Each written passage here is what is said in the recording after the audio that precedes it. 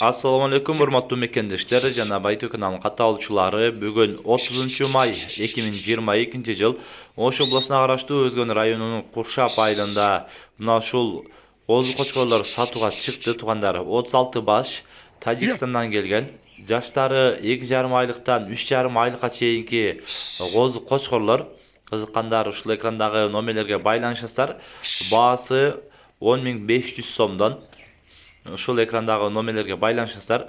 Бир аз кем бар. Жеткирип берүүнү дагы сүйлөшүү жолу менен жеткирип беребиз дейт туугандар. Андыктан кызыккандар ушул экрандагы номерлерге байланышасыздар.